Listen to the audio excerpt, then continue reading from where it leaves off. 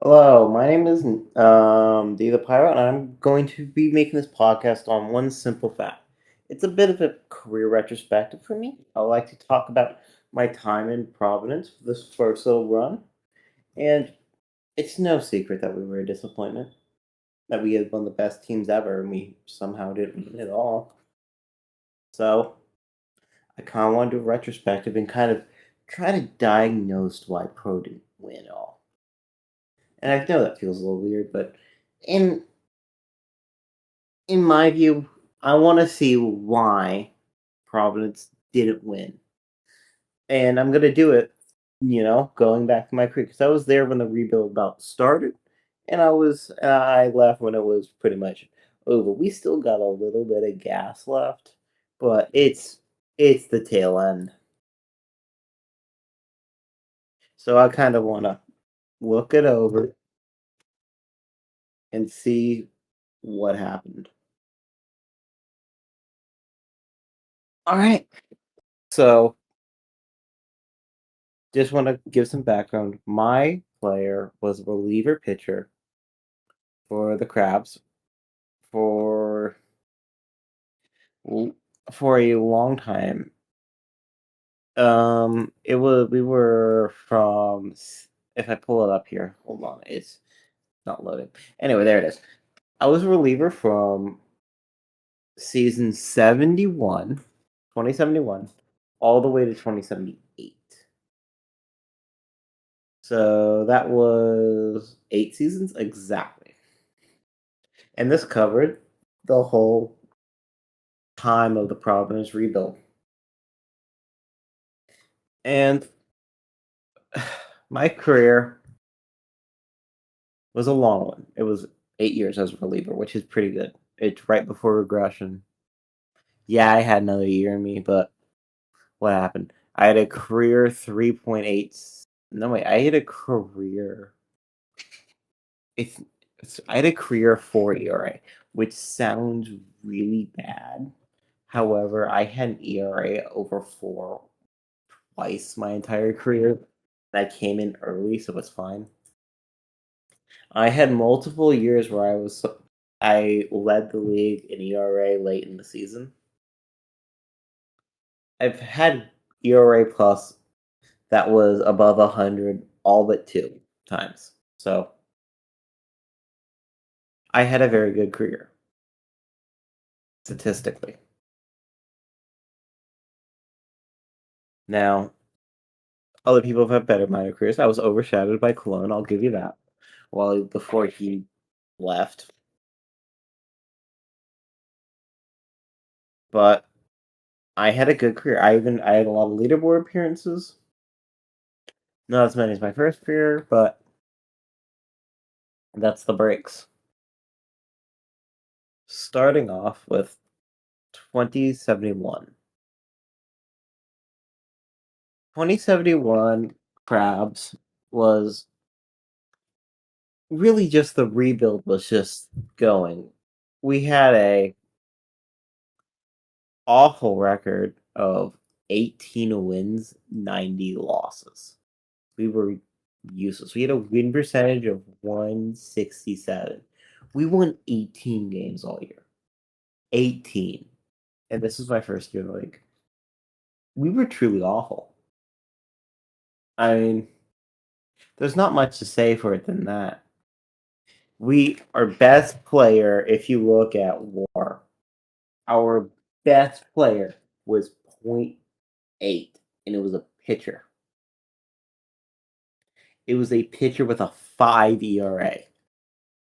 Our best hitter had a WRC plus of 74. He batted 243. That was our best player. Our entire lineup, other than him, hitting wise, was under replacement level. We were just awful. And that was by design. This had the making. If you look at this roster, you have Hurricane, you have Beryl Summers, you have Grail Trapper, you have Cassius Considerations, you have Randy Cologne.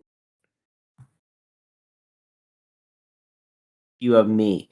All of those players I just listed would become huge parts. You even may recognize some as the greater. I'm not sure if you will, or whoever's listening, I'm not sure. But this was the start of the team. Cassius, Hurricane, Grail, we all were bad, but we were all rookies. And almost all of those players will become key parts. Grail was a cover athlete, I believe.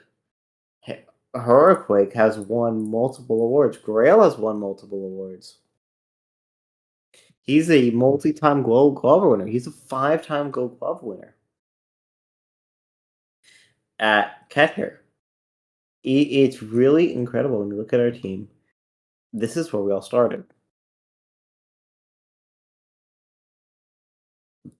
Now, this year, again, I keep talking, just bringing this up. It was bad. We had 18 wins. We were horrible. We had a few vets, but our team was 21, 23, 22, 25, 21. Our team was very young. This was just the core together. And so if we moved to 2072, we went up about 8 wins. We still were horrible, but we didn't have 19 wins horrible. We went up to 33. And here you start to really get in extras of the team we eventually built.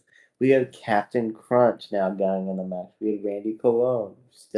You still had me. You still had Cassius considerations. And this is when we got Pitchlord, who was massive throughout the entire career. It's just, as a team, if you look at our contracts, Potato did a fantastic job. Southward did a fantastic job. Yeah, that's a basketball pass. Southward was our GM for a while. Even for the first 3 or 4 years of this rebuild, it was Potato and Southworth. Now it's Distillation. And Dylan was there too. No, okay. And if we move on to 2030, 2073, we go up to 42 wins. Every year we're getting about 10 wins better. This is just a classic rebuild. We overpaid for all of these guys. If you look at this roster, most of these players have gone to an All-Star game once. A ton of these players went to an All-Star game. They were All-Stars. They won awards. I mean, Grail Traveler had a 28 game hitting streak. One season, I think he almost batted 400. Yeah, he batted 366. That was last year. He almost won MVP, got second. I don't know how he got second, but you know, people like the home runs. But this as a team, our rebuild was very structured. We got our team. We got a good L locker room going. And once you get a locker room, people want to be here. So we front loaded our contracts hard because you knew you could overpay guys and they'll stay. People agreed to that. They went undervaluated. So we were able to keep the band together for a long time. Now moving into 2074. This was the year before we made our playoffs for the first time. Once we made the playoffs, we never looked back. Actually, I believe we made the playoffs this year. 2074. Yeah, we made the playoffs. We jumped from awful, no good, couldn't win a game, 43 wins, which is a big improvement, to 58. Every year we went up about 10 wins. Every year. We had 58 wins. Finished second. Made the playoffs. We lost the first round. But we have Count Crabula now coming in. Our starting pitcher. We got Krabby Pedals. We got Pitchlord. This is the best pitching staff ever assembled in PBE, in modern PBE. I'm not joking. That's how we won all our games. We had the best middle infield and the best pitching staff, probably in PBE history, for the modern era. I'm not talking like when the league was like 3 guys, or like 10 guys, and all those insane records were set, and it was unbalanced. You know, ever I'll say in the Portal era so far, we have had the most dominant seasons and yet done nothing. We've done nothing. That's just how it works, I guess. We've just we had our time. It didn't go well, and that's how it goes. This season, though, we made the playoffs. We lost, which does suck. I forgot who we lost it to. I believe we lost it to New York. I may be mistaken, but it's just everything was being assembled. This was the Avengers coming in, getting ready to just wall up the league. And 75 is when we broke out. 2075. We finished second again. We had 64 wins. Again, that consistent 10 win jump. That happened almost every single year. Our lowest WAR was -1. That was it. We had a team collective WAR across hitting and pitching, if you combine them, of 30. Our team was insane. And if I just read off the ERAs of our pitchers, 3, 3, 3, 2, 4, 5, 4, 3, 3. And those were just people all young. If we go to the next year, 2076. This is 2076. Providence Crabs is the farthest Providence made. I'm letting that sink in. Out of all the years, Providence was dominating. 2076 was the year we made it the furthest.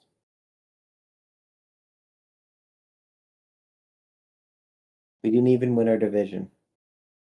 We lost to the Voyagers in the conference finals. We almost reverse swept them. We lost game 7.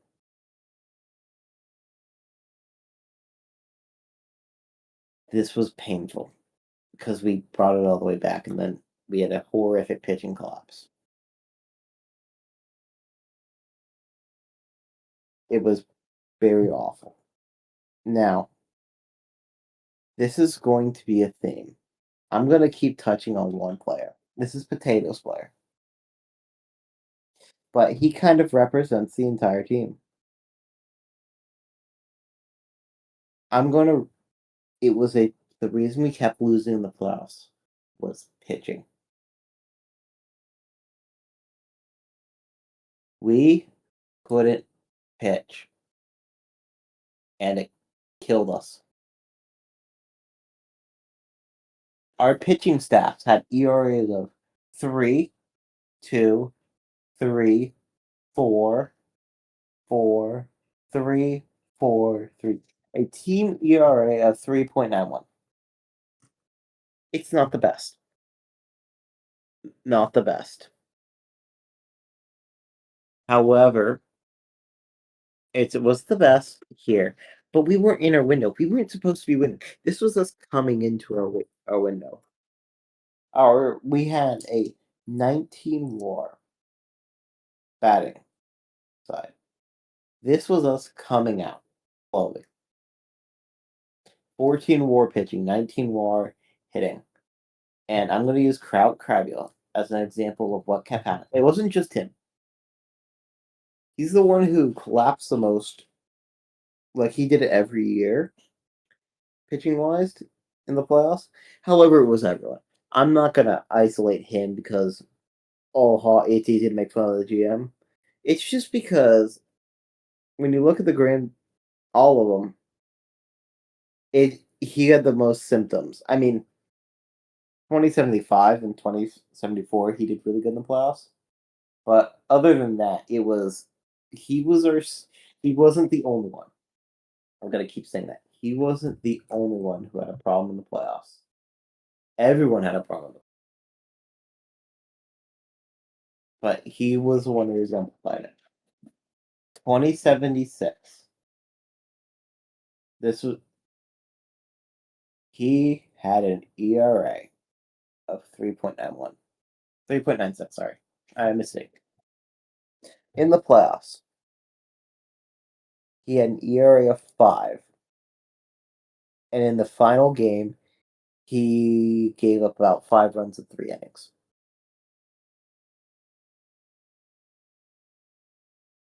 This happened to almost all of our players. Krabby Krabby Pebbles. Wait, no, yeah, Krabby Pebbles. Our lowest ERA pitcher starter. No, wait, that was Count Crab. I'm sorry, I'm just getting scatterbrained right now. But this year was the year we got the farthest, and yet no one was close to our peak. We all were still young. We were coming into it. That year was not our peak. Next year, 2077. I'm going to spend a long time on 2077.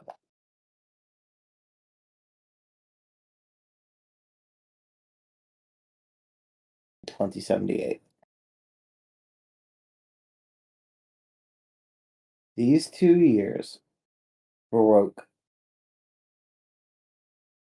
We had the entire team near maxed earning.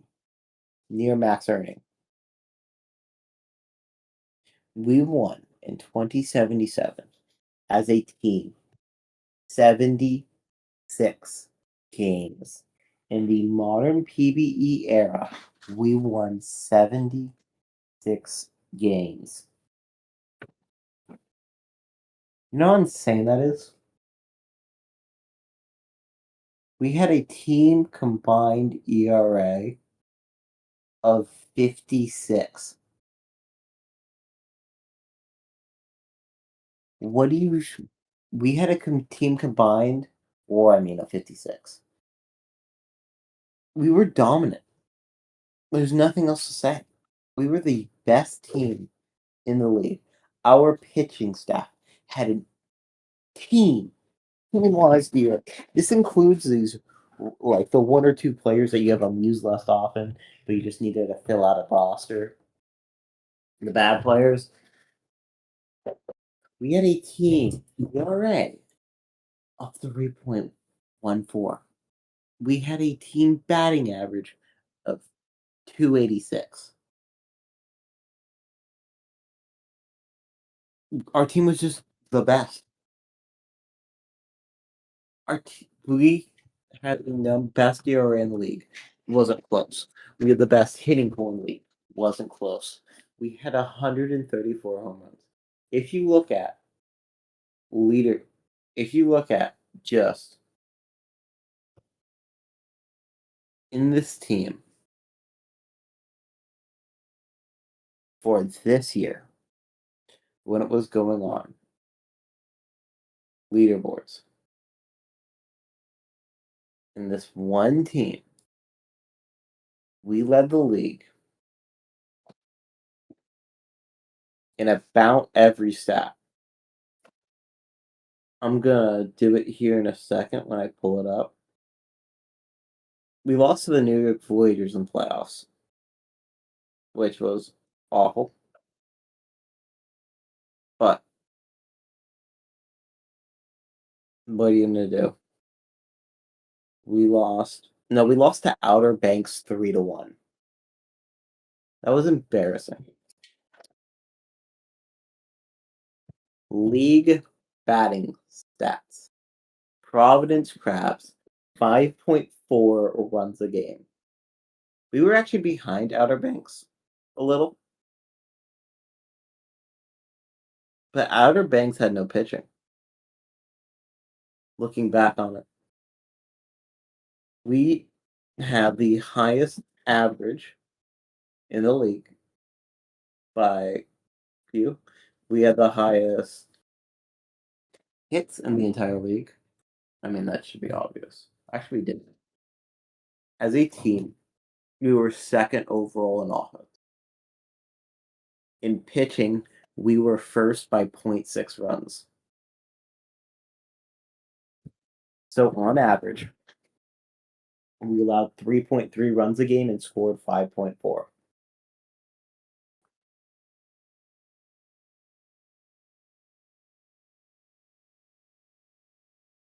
Sorry, let me take a sip of my water. That's insane.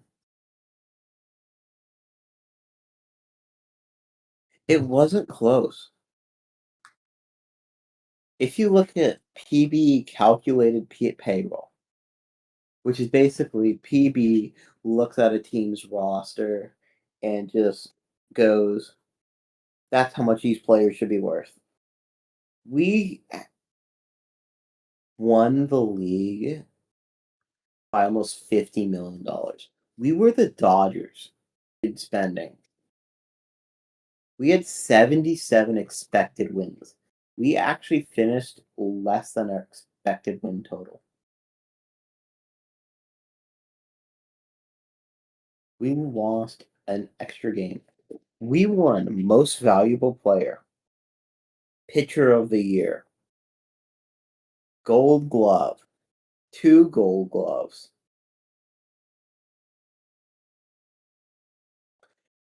2 silver sluggers, 3 silver sluggers, multiple all-stars. I can't tell because it doesn't tell you.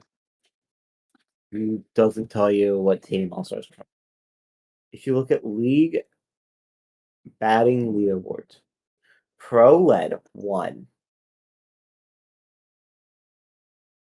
2.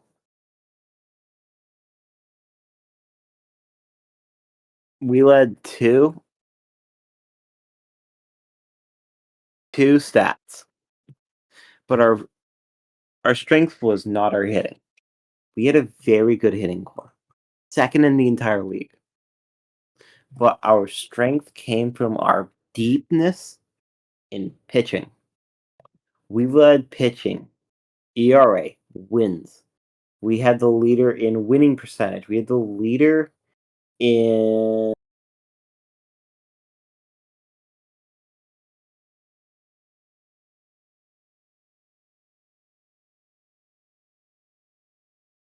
whip. We had the leader in hits per 9. We had the leader in opponent's average.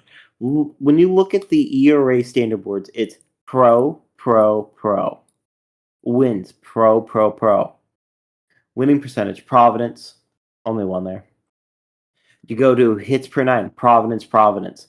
Of the 5 on the hits per 9 leaderboard, 5 are Providence. On the whip, the top 3 are Providence. If you go to opponent's average, the top 3 are Providence. If you look at BABIP, the top 2 are Providence, which actually seems this weekend kind of lucky.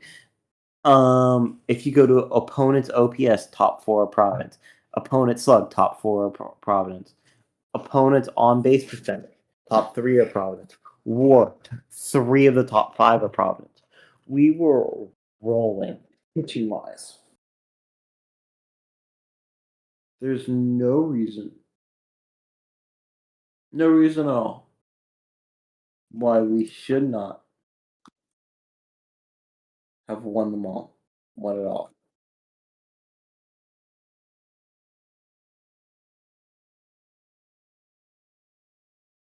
But we didn't. And that's just how the cookie crumbles, I guess.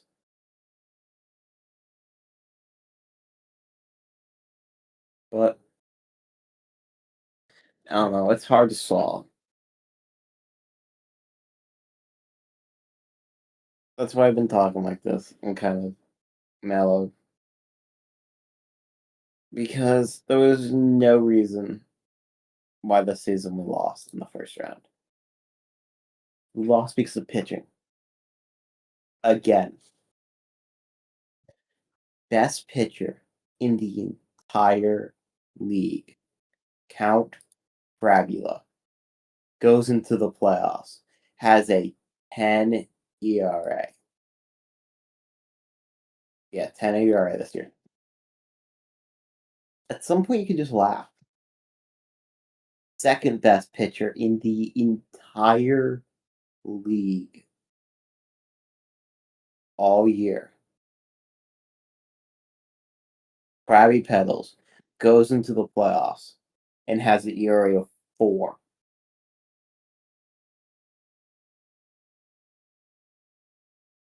Again, these are the best pitchers in the league. That is almost 2 over the normal. If you would go to one of the next best pitcher in the league, Ice Iceman, who's also on all the leaderboards. Guess what his postseason says? It says, guess what? He had an ERA of 12. We go to Joe Random, also one of the best pitchers in the entire league. ERA of 5.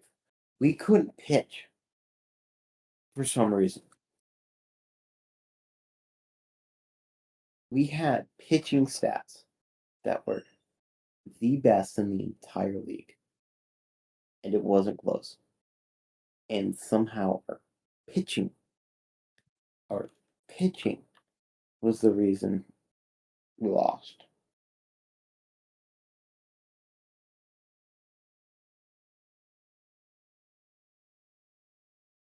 It's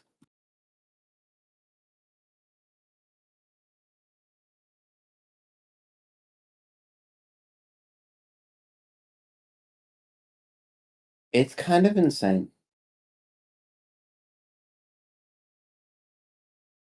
I'm now going to spend the next about 30 minutes just talking about my personal experience with the team because I think I've made the point that we kept losing the playoffs because our team couldn't pitch in the playoffs for some reason. Don't know why, but it's just what happened. And we have to accept that. Bad things happen. It's life. I'm getting philosophy over there, but it was a very fun time in Providence. It was fun. I enjoyed my time thoroughly, but things came to an end. A tragic end. Because OTP didn't like pitching for some reason. It didn't like our players. That's just how the cookie crumbles.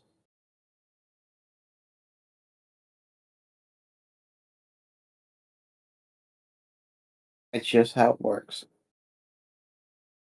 I'm kind of lamenting here a lot, but I haven't been. My time at Providence, I set records. My first career, I went to San Antonio. I set records. I became good friends with Junsu. I mean, who isn't good friends with Josu? But we set records there.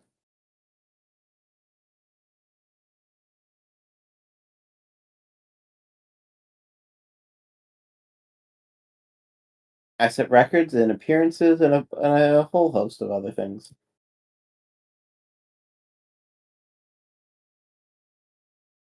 But I didn't. The locker room was not as fun as this one. We were winning. We set records in just so many categories.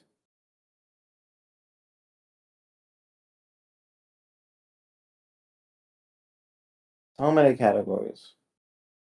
They're the best team in modern PBE history. And it didn't work out. And I know this is probably not the most enjoyable podcast to listen to because it's just one man moaning and groaning. But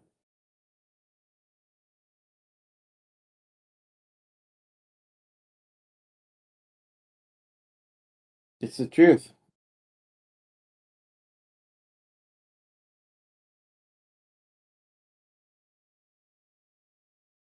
I had some of the best times in the Sim League in Providence.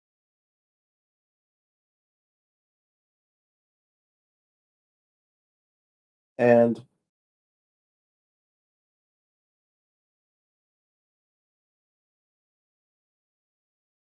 we lost it all. We ruled the world. Came to an end.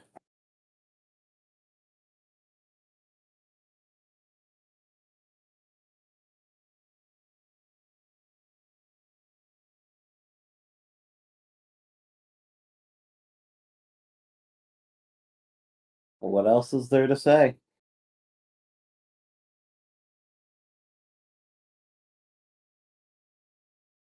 Things didn't go the way I wanted it to.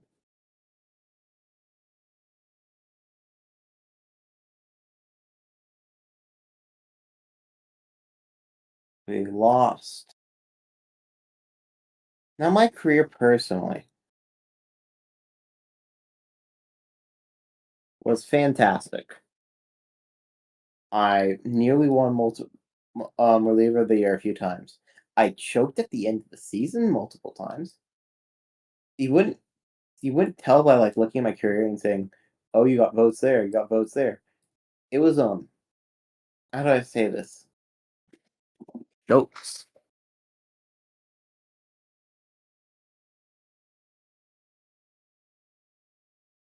I choked at the end of seasons. That took me out of the running. That's been my first career too. My first career, I nearly won reliever of the year in minors. I choked at the very end of the season.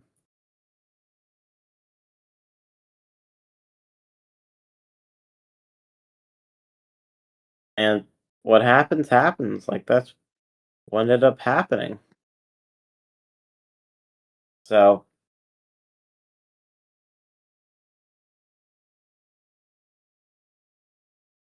I there's not much I can say about it. The PB as a whole.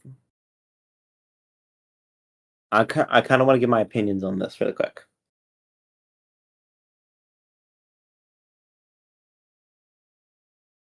The PB as a whole has a little bit of problems, but it's the better sim leagues out of sim leagues I've experienced.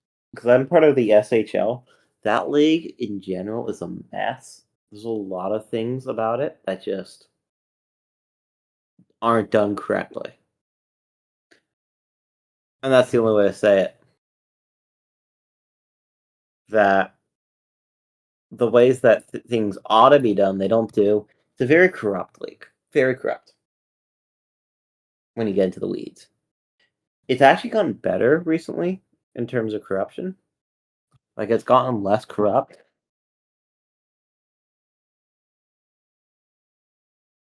But it was still a very corrupt league for most of my time there. This league is not corrupt. It's wholesome. It won't blackball anyone.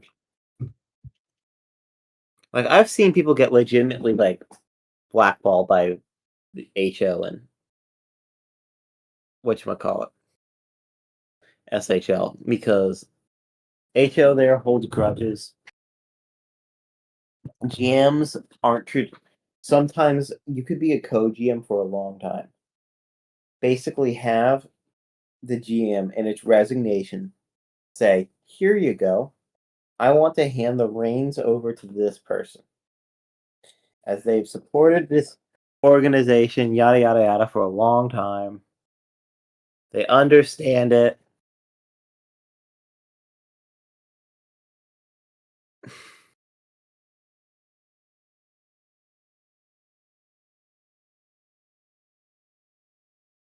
And somehow they will not get the coach the GM job. Don't ask me how, but I've seen it happen before. I've seen it happen.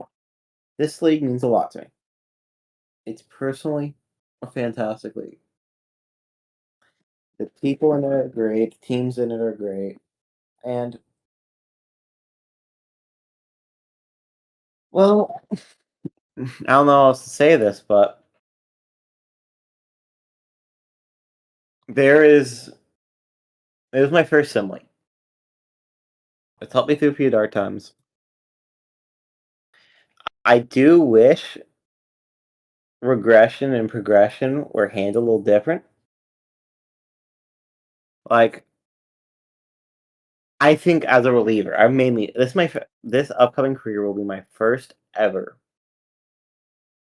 time as a not reliever. Being a reliever, there's a lot of problems with how relievers are handled.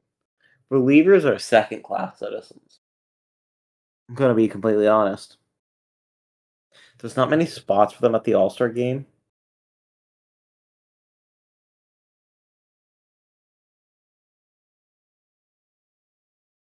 so you end up kind of in this awkward spot,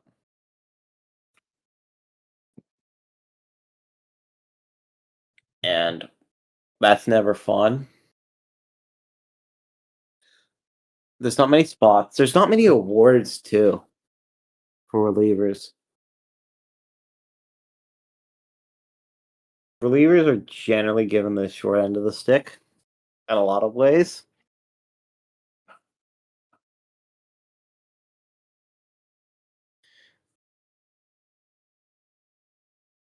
For just how the system works in general. Like, I'm trying to think. One, relievers are fundamentally not worth what they have to get paid compared to everyone else, like salary wise. So teams have hard times justifying their expense for good ones. Like, if you want a good reliever, because it's a nice thing to have a good reliever, but that's what it is. We're the only part of a team that it's nice to have a good reliever.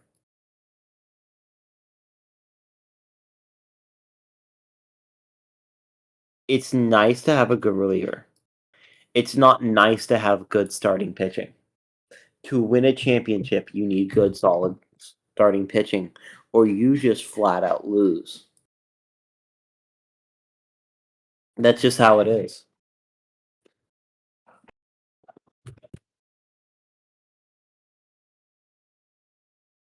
It's just the way it is. You need good, strong pitching. You need good, solid hitting. Pitching, you don't need any of those. You could just say, I'm gonna go hit the ball. Or what am I saying? I mean, this is what I mean, right? A good, solid starting pitcher always, always is better than a good, solid reliever. Relieving, max earning relievers, teams can't actually hold on. In all my team conversations, every time I've played a team, they ask, "Are you max earning?" Okay, not good because I can't keep you if you're max earning. What kind of backwards league punishes the player for playing well?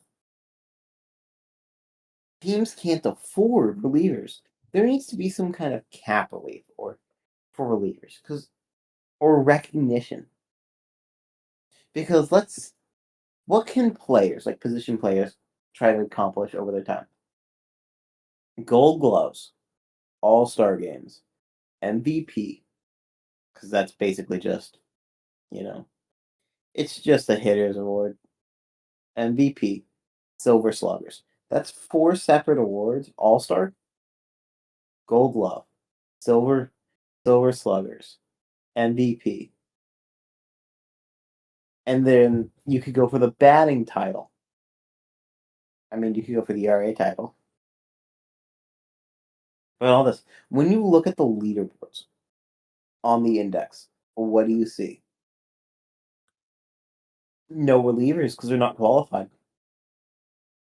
There's no relief pitcher other than holds and saves on the leaderboards.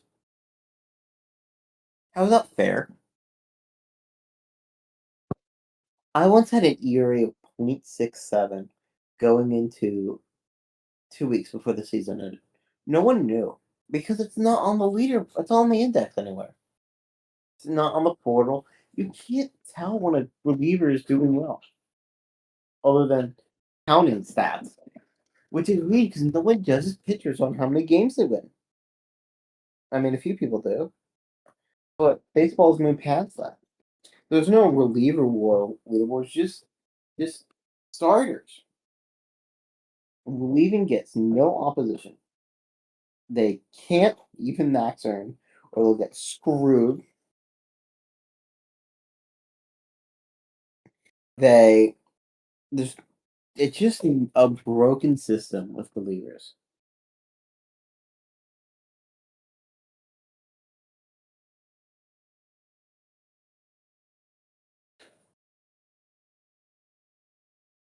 That's how I'm gonna say it. It's broken because seriously, being a reliever, you're not getting Hall of Fame is very hard. People don't when they vote for the Hall of Fame committee and all that. They don't remember relievers.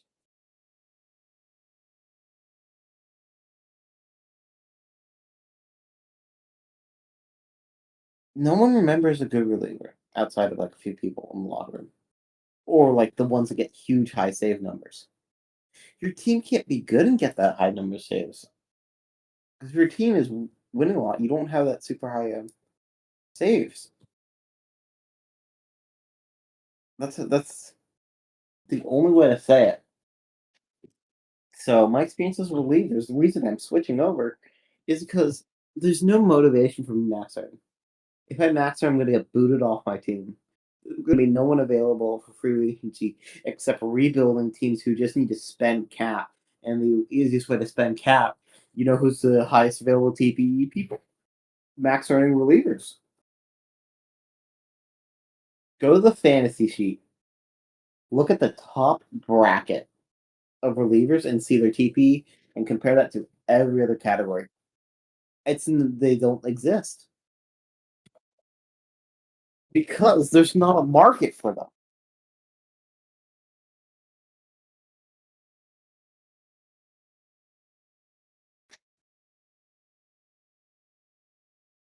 And now we're in this situation where it's been like this for years. Relieving is a thankless job. It's a job you can't max earn in. There's no reason to max earn. There's no Hall of Fame coming for you because guess what? You're not winning championships as you max earn as relieving.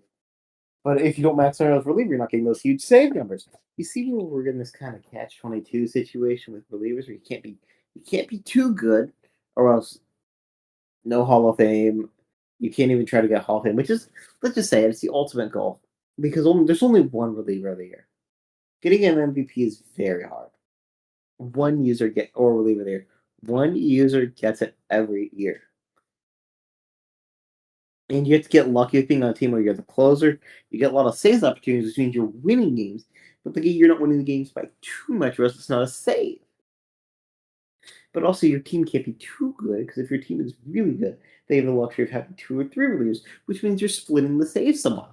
So it's this huge fine line of relievers have to just balance to get any sort of recognition. Relievers is need to be fixed, and I don't know how you fix it. I don't know at all how you could fix it. My suggestion is pretty simple.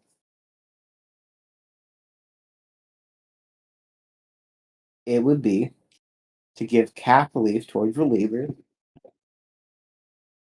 Maybe like how there's and give cap relief to relievers. That would probably be the easiest plan to fix.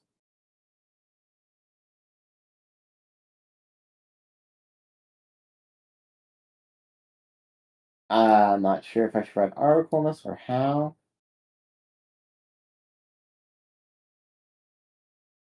but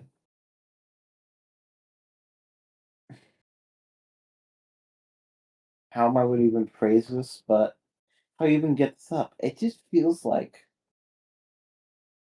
what are relievers to do? What is our best option to be these massive careers cover athlete? When's the last time you've seen a reliever as a cover athlete? Even as pitching? I don't know. I think you'd have to go back like 30 or 40 seasons. I think it's been an insanely long time since a reliever has been cover athlete. I just don't think it happens. I may be crazy and I might not know enough about the league to say this.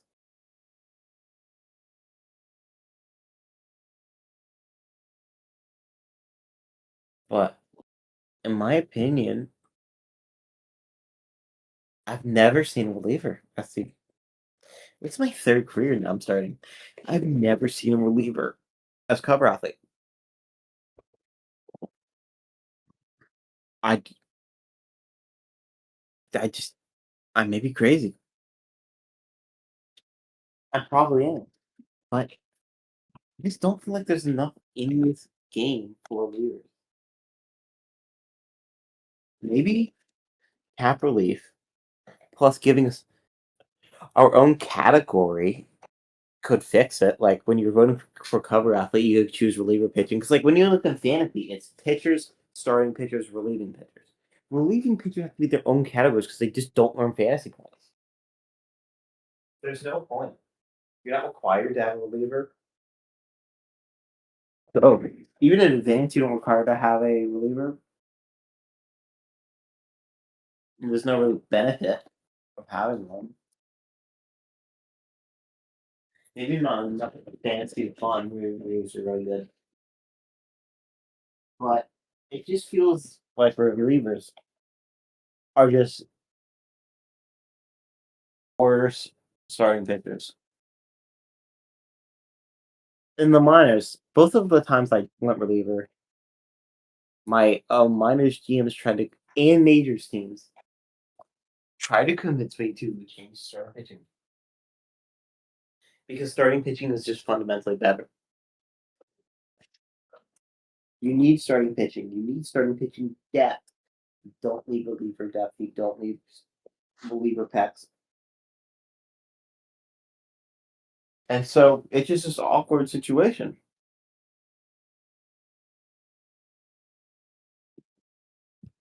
I think that's enough for relievers. I might come up with more to come to my mind. It just feels like maybe relievers get a TPE bonus or something like that. Like you can't position change once you're past a certain time on relievers, but you get like a bonus across all stats or something. Like how prospect league, all your stats are high. Your stats are high in like prospect league, no matter how much TP you spent. Like your build is just your base stats are raised. Maybe you do that for relievers. I don't know. There's got to be a solution here because relieving is fun. You only show up occasionally. You show up more games than you were starting. You show up and you strike everyone out. But right now, it feels like you show up, you're slightly better than the starting pitcher, slightly, although not really because they have more TPE than you. Because you can't earn TP because you'll get screwed.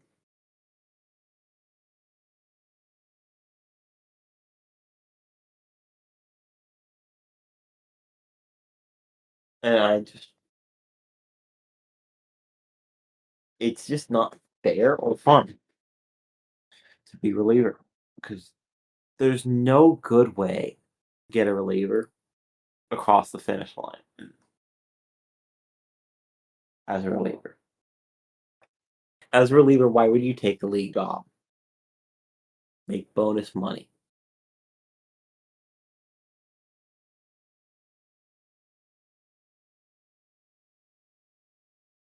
I feel like the best way to play reliever nowadays is you do reliever for a short career. You only buy the $500,000 training. You do all your tasks, and you only get rookie equipment. Nothing beyond.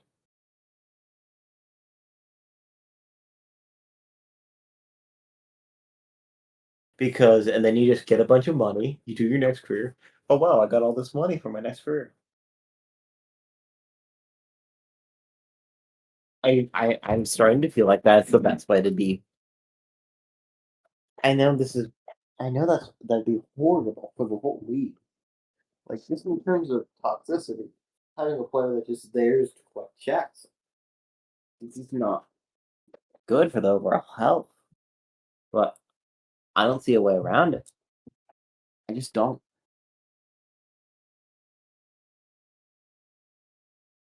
Anyway, what was I here originally for?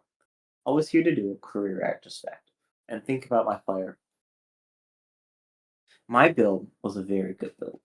It's a build I might try out starting pitching one day because it was a build designed to be handed hitting. I'm not sure if I should reveal all my secrets to this build.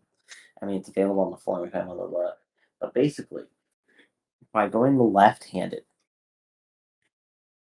batters want opposite handing. So if you're left-handed pitcher, batters will line up on the right side of the plate, and righties are already on the right side. The only one who beats you are lefties. That's it. And so I maxed movement versus right-handed batting.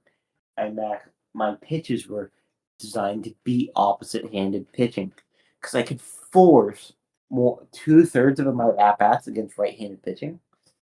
I just didn't give up homers.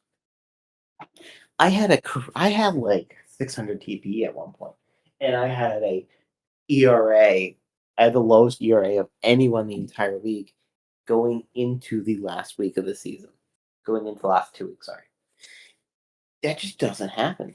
Imagine a 600 TPA hitter leading the league with homers near that close to the end of the season. That would be a thing that media articles get written about. People notice that kind of me like, whoa, how was he doing that? And I did that. And then doing it, and this is before we were the top three last year, top three the year before. Every year I had the super low TP, and I led the league in ERA.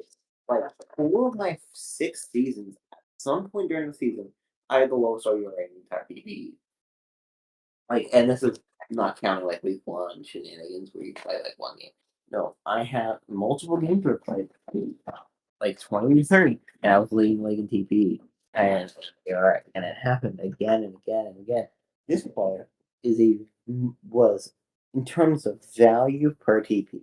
I wasn't a stopper, so because the stopper was actually earning, they weren't max earning quite. They were getting close, but the closer, out as a setup man, I was probably the best setup man in your PBE history because I just didn't give up the stuff. If I was closing, I would have had so many saves. Multiple years I didn't blow a single save. I wouldn't give him many save opportunities, but I didn't give up once. That's just insanity. Okay, so the build. Right-handed pitching. You go, I think it's slider, circle change. Circle change is your third pitch. I think it's like slider, circle change. It's something like that, which gives you probably, it was a bonus of 15. It was a bonus of 15 against right total if you type up all my pitches. Bonus of 15 against right. You max movement versus right, and you get the other one to about like 70 or 80 because you don't want to give a bomb to their side. But you have 115 movement. You have endless, endless amounts of tools to beat the other side because you also have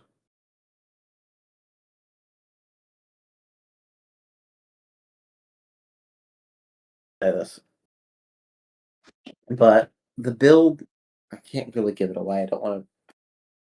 Basically, you want to. This is how more people should think about TP builds.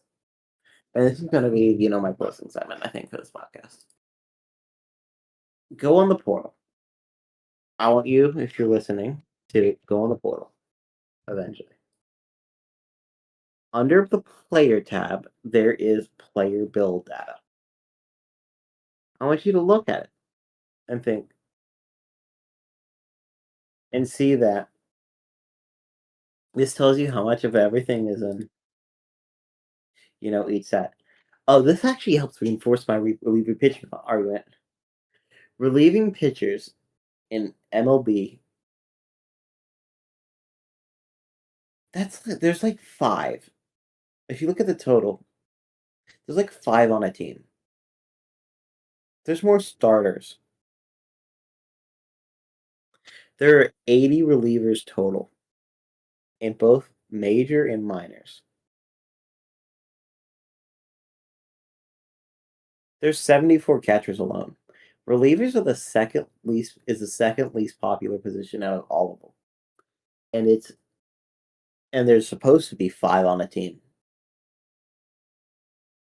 It's fundamentally broken and needs to be fixed. Fundamentally broken. But anyway, here's what my point was. Look at batting stats. Like, just looking throughout all of this, looking through, you can tell, you can look through these archetypes. Because it tells you all your archetypes. It tells you batting handedness. It gives you secrets to a lot of different ways on how PvE works. For example, pitching handedness. And this is how my player works. Right. 108 and there's 54 in minors. Left 67 34. I'm in minors, so I'm using that as there's 20 more right-handers than left-handers. Almost as much. 2/3 of the time, you're going to be facing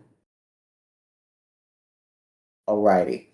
So why not maximize righty? You want to do everything to beat righties because, it's like a casino. 2/3 of the time, I'm rolling the dice and bang. Especially with a power archetype. Don't do this with like contact. If you're doing this with like a contact player or a speed player, you're not doing it right. The idea is, see, power is like gambling, but you want to kind of up your odds as much as possible versus right. You're trying to stack the deck so every time OTT pulls that casino lever, that slot lever, it's going to come up you. And by going right-handed power, you can start to stack the deck. Right-handed power hitter, which has left-handed power hitter, which has bonus against right. Then you go extreme pull, which has it says it doesn't affect home runs. It's lying to you. It has a very small home run bonus, but in a penalty to average. But again, the point is to maximize that lever pull, that casino pull, the slots pull. So you go extreme pull to try to maximize your slot. So every time I pull in that lever, that casino lever, extreme pull helps it out. And when you look at, for example, arms, like you can do this for everything. This is how you min-max build. You go in the player build data. See, this isn't the majors or like obviously it's not major league. It's not like MLB, but it's not based on MLB data. That's the big thing. If it was based on MLB data, you gotta build realistically and do all that. Well, you don't have to build realistically. You're playing against other players, other human beings. Human beings who aren't, you know, they're other guys, people. People who make mistakes.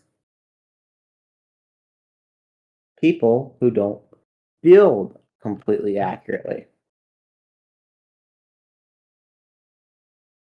People who aren't, going to who just want to copy their favorite player often. You can take advantage of that and build players designed to beat other players. That, if you're building a player, that's my word of advice. Make your player designed to beat other players.